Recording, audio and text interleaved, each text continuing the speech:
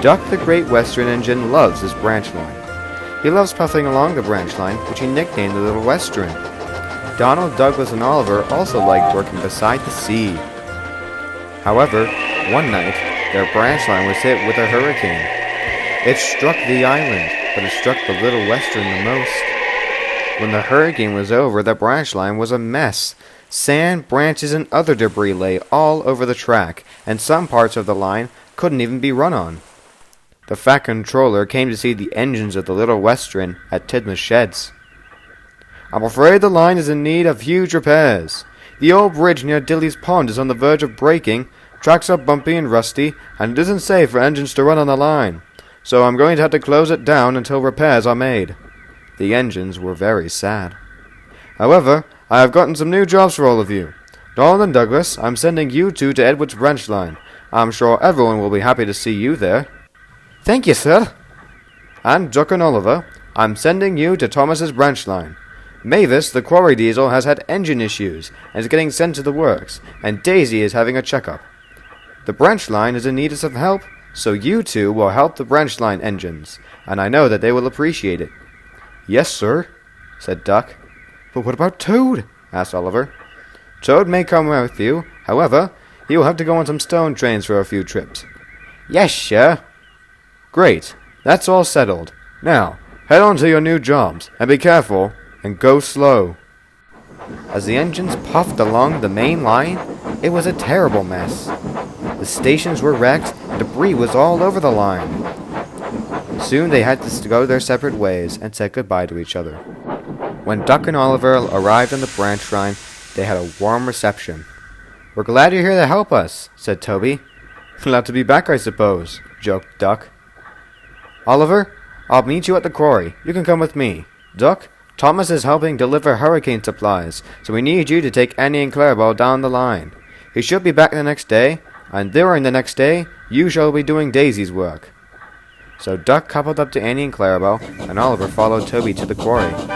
Duck had a lovely time. The passengers enjoyed him, and he became popular on the branch line. Meanwhile, Oliver enjoyed his time at the quarry. He shunted trains and got them ready for engines to take out to the top station. He had gotten used to the line and enjoyed quarry work more than his usual work. "I'd be up to do this more often."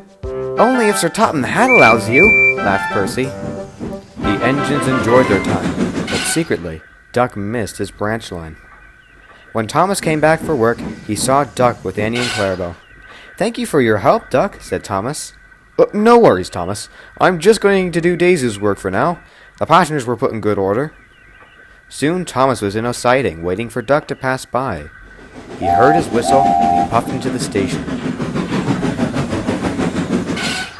When the passengers went into the coaches, Duck had a sad face on.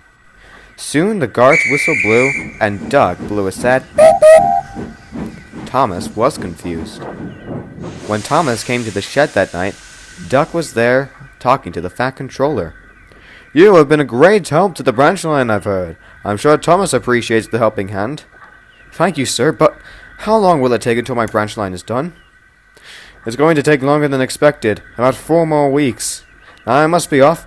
My wife's probably waiting for me back at home." And the Fat Controller drove off. Duck looked sad again. Thomas felt bad. "Duck, are you okay?"